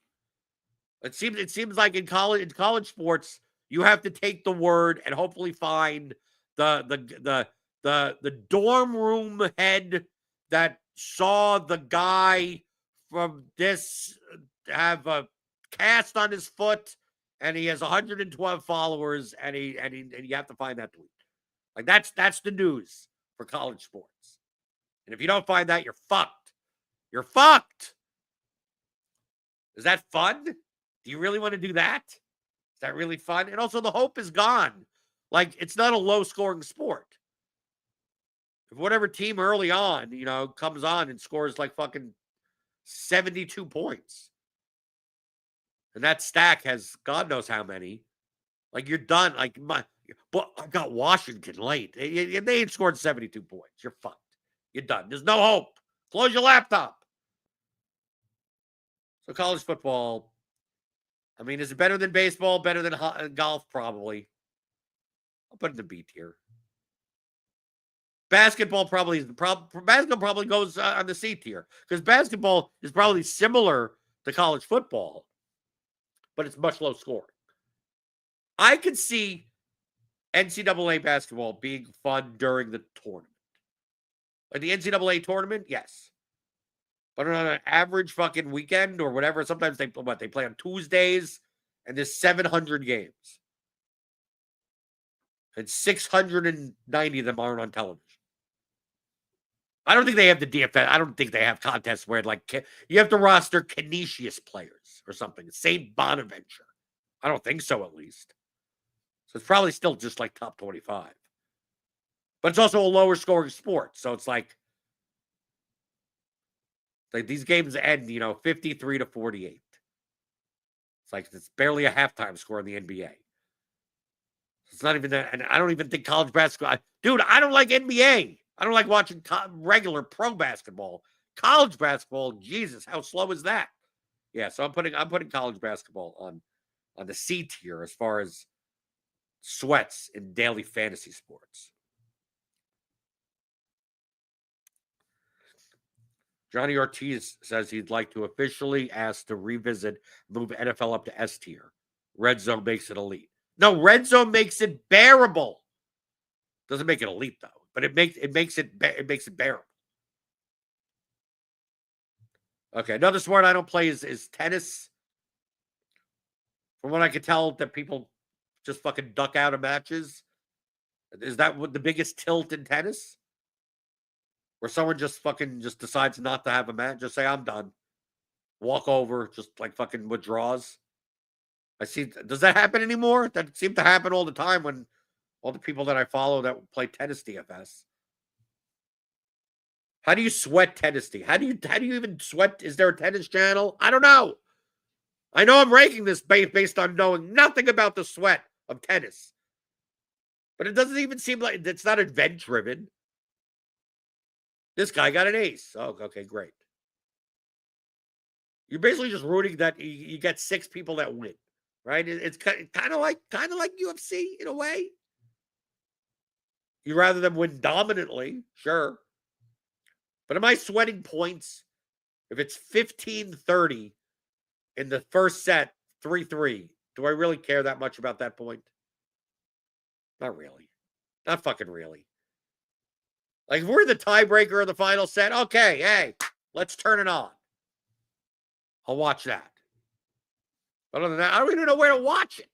Where would you win? Like, on most weeks, if it's not Wimbledon, French Open, US Open, Australian Open, if it's not one of the Grand Slam events, like, where do you even watch this? And they have it's a 128 person field tournament or something, 64 on 28, whatever. You get to play like, yeah, you get a lot more options than the UFC. You get, there's 75 plus eligible fucking tennis players to roster today. How am I watching? Well, I'm watching the 18th seed face the ranked 458th player in the world. Where I can't even watch it. I'd have to watch it on the screen. So I don't know about tennis. Is it as bad as basketball? I don't know. I feel like it's unwarranted if I just shit all over tennis sweats without ever even experiencing a tennis sweat. But I have a feeling it's a D tier sweat. I have a feeling it is. But it can't. It's not. It's not. It's probably not better than baseball. So I'm going to put tennis here on the C tier. Like, not see. Here's the running theme. You can tell from the tiers list. The running theme. DFS is not like something that you should really be sweating. Just make your lineups and go about your day. There's more productive shit you can do. You watching the games is not going to affect them. You could just go to sleep and wake up in the morning and see. Another sweat that I think I've done once. So this is better than tennis. I've done this once. And that's League of Legends. Esports. CSGO. They have CSGO, whatever, but mostly League of Legends. And this comes from the COVID period. I think I played one League of Legends slate ever. The correlation is high in League of Legends. If you're going to play DFS for it, it's essentially just take 2 teams and stack them. That's it. I watched League of Legends on a Twitch stream. So whatever the league was, a Brazilian league or some Asian thing or whatever the fuck, I have no idea. I never played these types of games. I never played Warcraft. I never done any of StarCraft and whatever games. Call of Duty never played. I didn't play any of these fucking games. So I have no idea. If this was Legend of Zelda original Nintendo version, DFS, then I know what I'm talking about. I'd be running through the goddamn forest looking for the Triforce. I know that. But League of Legends, I don't. So I turned on Twitch, and I literally had no idea what the fuck was going on. I couldn't tell what team was what team. I'm like, I'm rooting for whatever. And then you're rooting for people. I'm rostering guys that have names like Razor and fucking Skibby Doop. And like just like the random letters that are capitalized in the middle of their names. I have no fucking clue. Can you just use your real goddamn names? Nothing's organized. It just seems like a mess of shit. I don't know what map we're on. I have no fucking clue what's going on. I see numbers on the bottom of the screen. They are keeping tallies on shots and kills and blocks and whatever the fuck it is. I literally have no idea what's going on. It looks like fucking chaos. Just like next map. I don't even know what the fuck happened. I don't know. How do we put this sweat? How could this be a good sweat? How the fuck could this be a good sweat? If I don't even know what the fuck's going on. I figure that people that know League of Legends know what the fuck's going on. But this tier list isn't for you. This tier list is for fucking me. I have no fucking clue what's going on in League of Legends. Literally no clue. Just, I'll stack 2 teams in a lineup, and I'll just fucking, you tell me what happens. I have no fucking clue what's going on. I watched it on Twitch once. Literally no clue. The commentators in LOL are also hilarious, calling their match from their basements. Yeah, but they're saying shit I don't even understand. They're naming people I don't even know. I have no fucking clue what's going on. They're D tier sweat. D tier. They're bottom. I don't even know what's going on. Let's move this up. I know more about what's going on in curling. And I don't know anything about curling. All I know is that the puck slides, they do the broom thing, and they try to hit one of the things out of the middle of the zone. Like that. I could at least gather the objective of the game. Cricket, Australian rules football. Sometimes, half the time, I don't even know why do they get the kick then? Why are they scrumming now? Why can they pass it forward then? I have no idea. But at least I can gather what the fuck's going on. League of Legends, I have no fucking clue. I missed one here with the logo. Where is it? Let me grab it. We forgot this one. No, not NASCAR DFS picks. I want NASCAR logo. All right, we need to get the logo for this. I forgot this one. Let's see.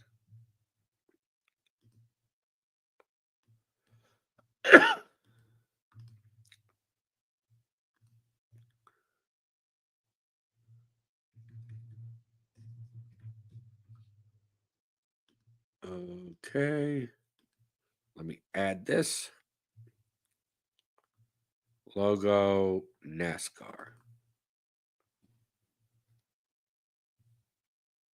So I left out NASCAR. So I added it in. NASCAR, I've never played a NASCAR slate.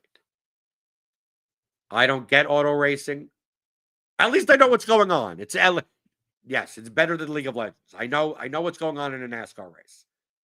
They drive in a circle or an oval a whole bunch of times, and they stop for gas a bunch. And every once in a while, there's a crash, and then a yellow flag comes out, and they all go slow. I can gather what auto racing is. I can. The sweat in DFS, the scoring in NASCAR is where, is there a point? Like literally, is there a point in NASCAR DFS? Apparently there are people that are good at NASCAR DFS. Is the sweat good? Apparently nothing matters until the last lap. Literally nothing matters. Like nothing. All I see is people tell me it's like, yeah, I was leading the first 2 hours of the NASCAR slate, and I came in last place at the end. Or I was in last place the entire time until 3 laps to go, and I won the whole thing for $7 trillion. Like, what kind of sweat is that? Well, you have no fucking clue what the hell's going on. Right? Obviously, if there's a crash, right? Crash and it takes out 6 drivers. Yeah, I get it. Okay, well, you're not going to be able to win if those guys are in the lineup. But for the most part, it's about like, well, if this guy started 24th and he finishes third, he gets more points than the guy that won, that started in 5th place. Like, it's that type of shit. So you have no fucking clue what the hell's going on. I mean, someone can get a fucking penalty and they're fucking done. I mean, like, there's no point in watching. Just wait until the last 5 minutes of the race. That's what I gathered. That's what it seems like. So what type of sweat is this? I mean, I consider it very similar to the NBA without the order of scoring. Like NBA, what does it really matter till the end of the slate? Right? First couple of buckets, who cares? NASCAR is even worse. NASCAR, it's like the guy that will break the slate may end up getting an icicle at the end, and vice versa. How do you watch this shit? Is it exciting though? Is at least the last 5 minutes exciting? Can you even tell can you even zoom? I know they have the numbers on the screen and shit like that, but can you even tell what's going on the last 5 minutes? I got this guy, I got that guy, I got this guy. Well, this guy, jing, jing, jing. And then this guy's drafting this guy. I don't fucking know. Is it as bad as NBA though? It's not as bad as League of Legends because at least I know what the fuck's going on. But probably not as bad as NBA. I got a NASCAR on the C tier.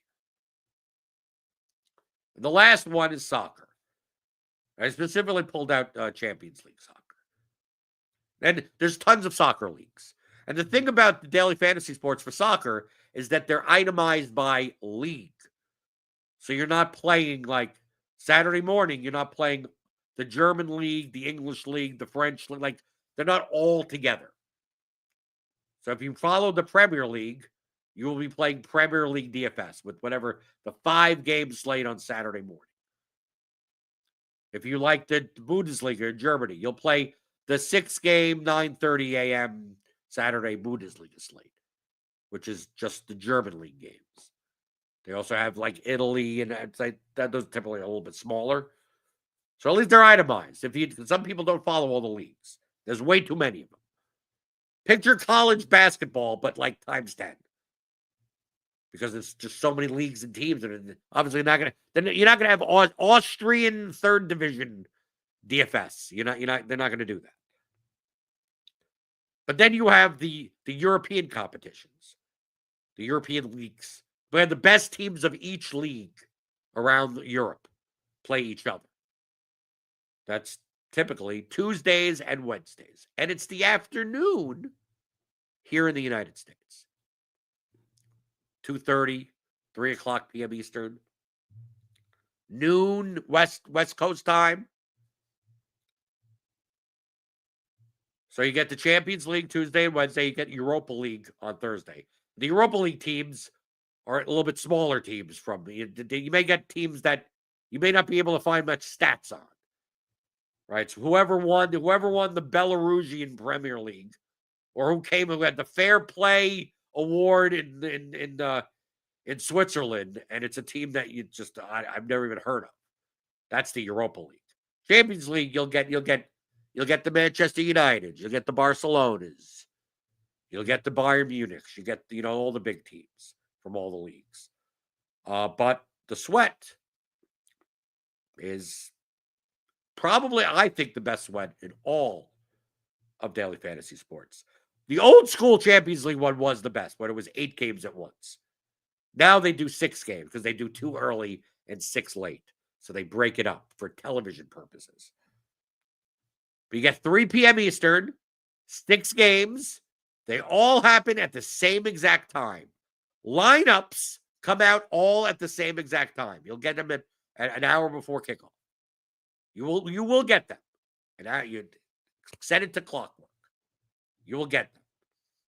And then there's no commercials. It's 45-minute halves. And then pretty much everyone, all 6 games are typically at halftime at the same time. Depending on injury time. So then you get a nice 15-minute period where you can refill your drink. You can take a piss. You can do whatever you want. Then it's another 45 minutes, and then you're done. So 2-hour sweat, and you're done. You're done. 6 games at once. Typically, Champions League is higher scoring. So you will get goals, right? You could put on that goal alert on SofaScore. You will see goals. There's no late swap necessary. It's all at once. All the games happening at once, 6 games at once. That you're done. And 5:15 Eastern, you're done. The slate's over. You're done. It's done. You're done. And then you can watch most of the games on like the Fox Sports or whatever. You can watch any of the games. Paramount, whatever the fuck it's on. And they have a goal rush for it. Now, let me say, the doc on goal rush, typically they're slow. So if you turn off all your other devices and watch goal rush, it's very good. Unfortunately, if you have goal notifications, you're probably not going to see the goal on goal rush for like 7 fucking minutes. Because they're going from game to game and seeing what's interesting around. Because soccer is not the type of game where it's not like NFL with goal. And there's a 5-yard line and they're by the goal line. It's like goals can come out of nothing, right? So they're going between games.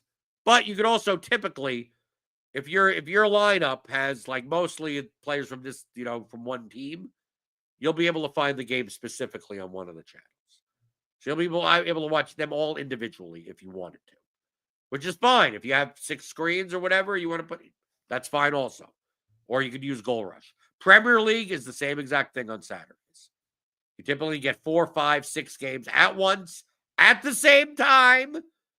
All lineups come out an hour before kickoff, 10 a.m. Eastern on a Saturday. By noon, it's over. You're done. Sweat's over. Halftime, same exact time. Go out. Saturday morning, get yourself another coffee. And you're done. It's event-driven goals, but you still amass some points from crosses and shots and stuff like that. It's easy to follow the contests. I'm putting soccer S-tier sweat up with UFC. Now, soccer is boring. Play soccer DFS. You won't find it boring anymore. Right, the Golazo show. Yeah, that's what it is. Goal Rush, Golazo show. The only thing about it is that it's like the goals are late. Like someone will score. Atletico Madrid will score.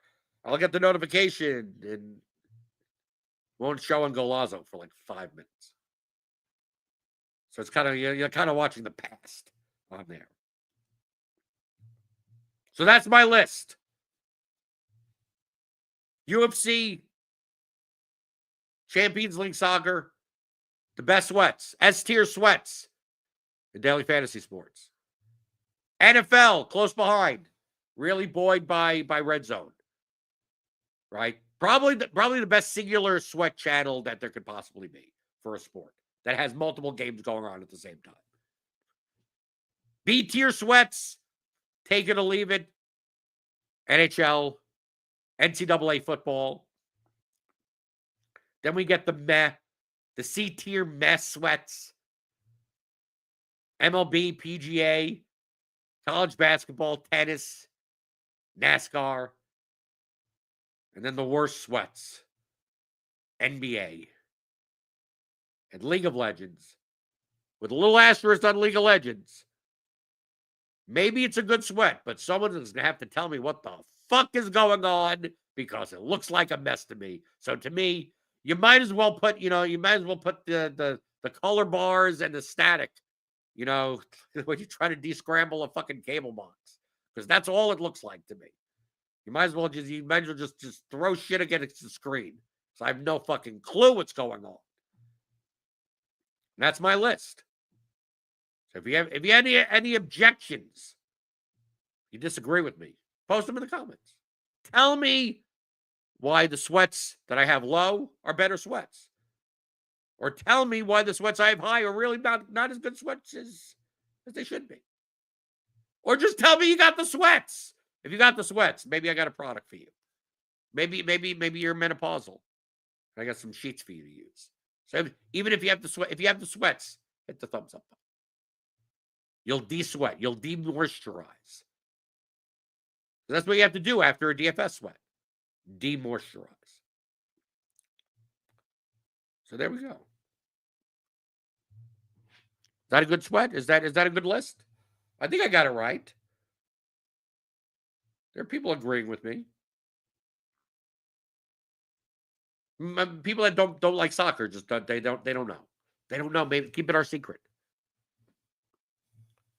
Okay. Anything else before I get the fuck out of here? Let me turn this shit off. Any other questions? Whatever. This is what I'm going to be doing on Wednesdays. Hanging out, doing some fun shit.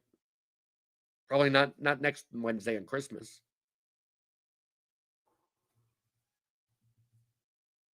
Oh, basically just hanging out, answering questions, and then coming up with these little things that obviously I'm going to edit this together, and this is going to be a video on the fucking channel. Right? You cut out the funny parts, you put it together, make it a nice 10-minute video. Gives me a reason to do something. Okie doke. Woo! Happy holidays to you, Josie. That's not my dad.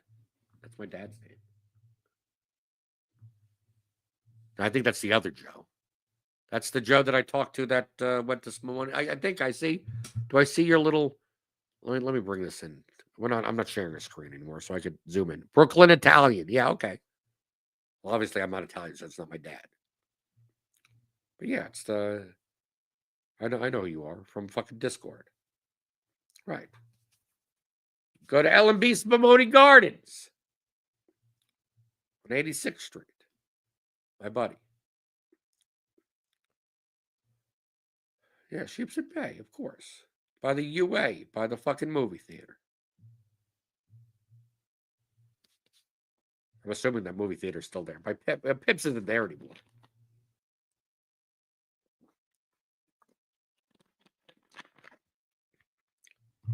What the fucking is the fucking seafood place there? What the fuck? How do I forget? What's the fucking crab place there? With the clam chowder. Randazzo's, yes. Still there. Right, that's where I would go. Right, share some Brooklyn shit. Brooklyn in the house. Okay.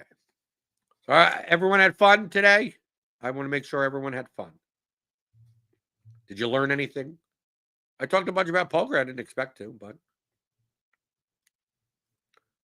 someone wanted some advice going to Atlantic City. Different stakes levels or shit like that. The differences between them. That's not going to be a clip or anything. And obviously, I'm going to also be doing a podcast. Just audio podcast. Or I would say a little bit leaning more towards poker, but still DFS and sports betting stuff also. So subscribe to the Unexpected Value podcast as well. Do I play online poker? No. I mean, I used to a long time ago. I learned to play online back in 2001, 2, 3, 4. Party Poker, Poker Stars, Ultimate Bet. Eventually, Full came out a while later. But I don't cover. Online poker is way tougher than live poker.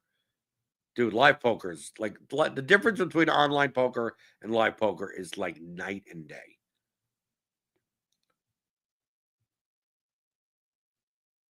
Like some of these people that play fucking quarter 50 cent online are probably better than everyone at the fucking casino. Yeah, you could play. I could play a 5-10 no limit game in this area, and it'll be softer than anything you could find online. Of course, obviously, you're not going to get the volume in. You're not going to play 7 million hands. Much softer. Much. I mean, I was mostly a live poker player anyway. I like playing against the same people for long periods of time. I've always found in online poker, people come in and out, and then the HUD started, and that killed the fucking game. Honestly, I think HUDs, heads-up displays, did more harm for online poker than anything else. And you can tell now because there are plenty of sites that basically you can't use HUDs anymore. Oh, it only took 15 years. That compiling massive databases on players and bum hunting whales was going to be bad for the ecosystem. Ha! Who would have thought?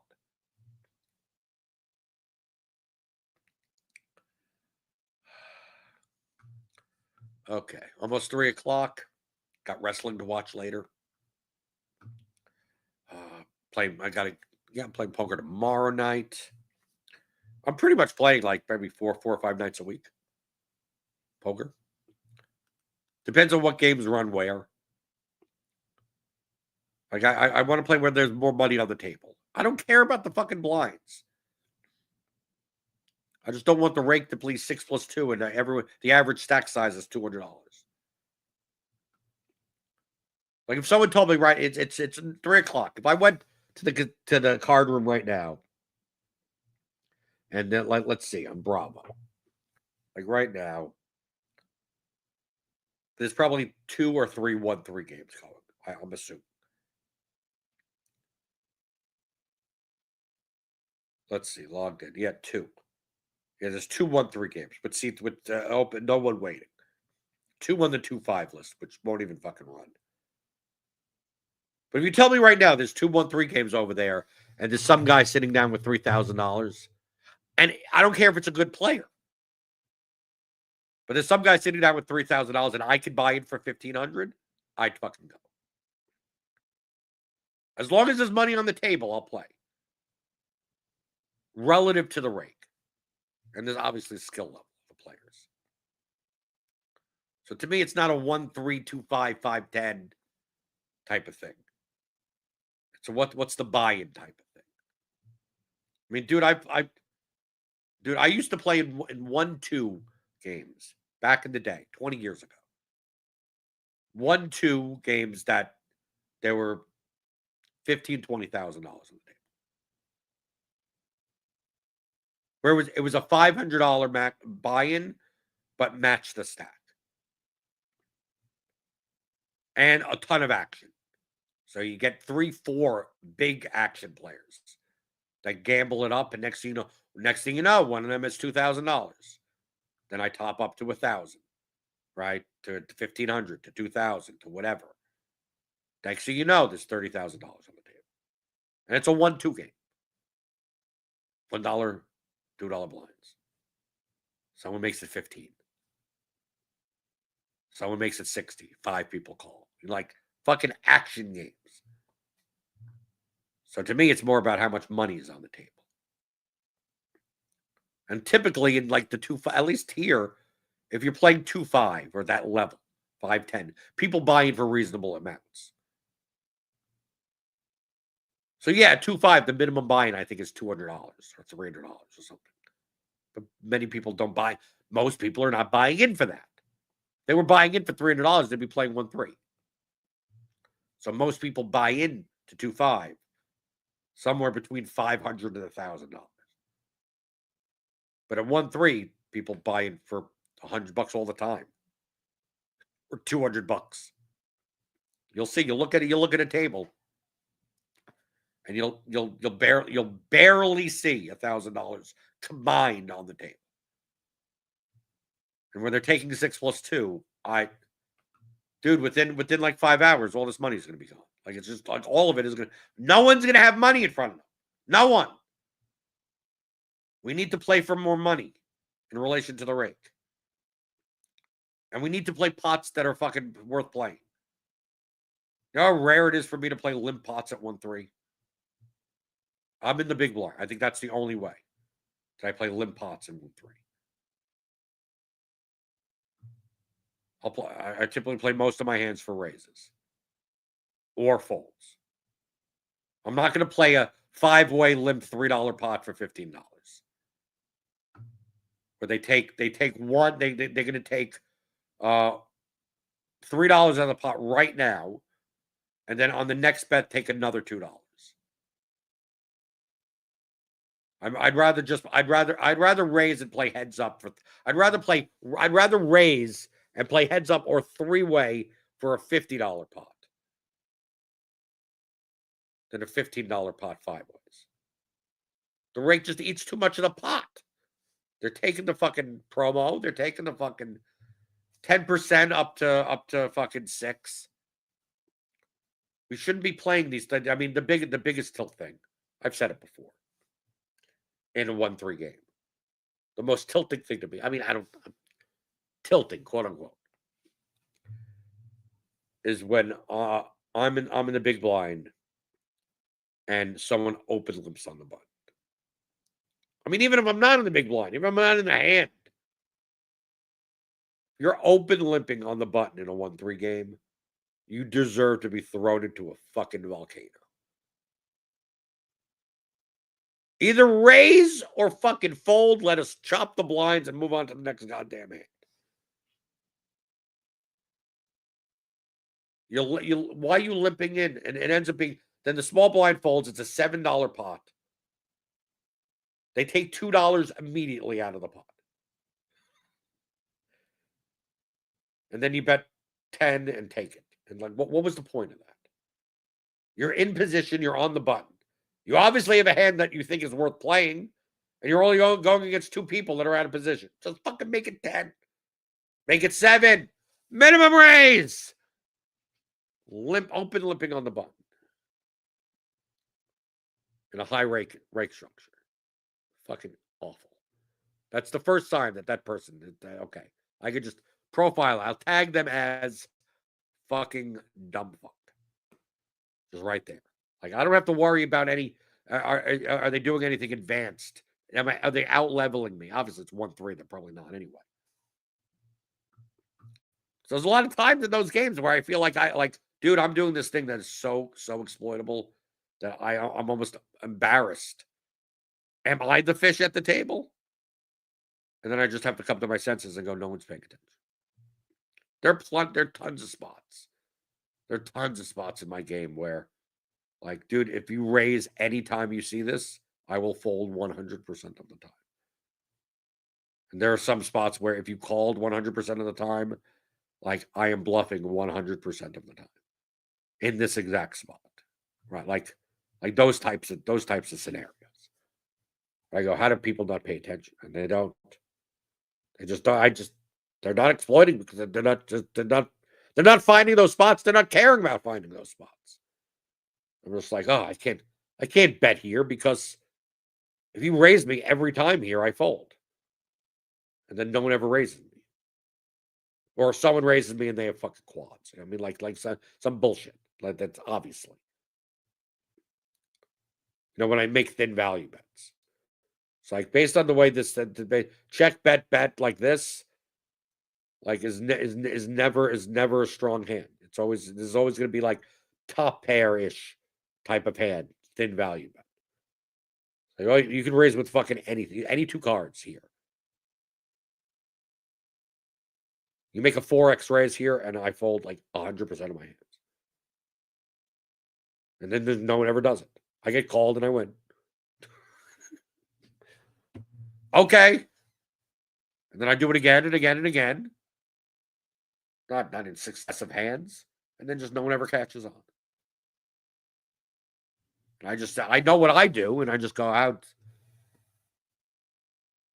Should I change? Do I need to balance? And apparently I don't need to balance. No one's paying attention. Are you still paying attention? Are you getting me a push present? Get me a goddamn push present. I've been pushing for almost 2 hours now. I deserve some money. Super chat. Right? You can become a member of the channel even. I don't know why you wouldn't want to pay me a couple of bucks or whatever. You can support me. Why not? Help me get to 5,000 subs on the channel for a giveaway. Right? I'm at 4,700 something or other. You guys are probably fucking subscribed anyway. Hit the thumbs up button for the other people. For the fucking other people. But I'll try to stream next week at some point. Probably not on Christmas Day. So look out for that. You'll see the fucking thumbnail. I'll fucking tweet about it. I hope you like hanging out with me. Doing some fun shit. Bring some questions next time also. I mean, we got plenty of stuff in here. Whatever the fuck. I want my push presents. Okay.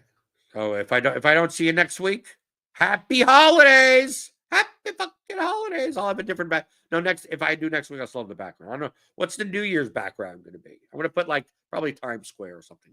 I'll put that behind me or something for New Year's. We have to do a New Year's thing. I have to come up with like some New Year's list or some type of review or something like that. Some tier list, some little graphic thing. We'll do something fun for New Year's. DFS resolutions, sports betting resolutions. I got to look that up. Maybe there's a list of like 73 sports betting resolutions or whatever. And we could look at something like that. I'll find something for you fucking people. And until then, I hope you I hope you learned something. Because if you didn't, you probably just got some unexpected value.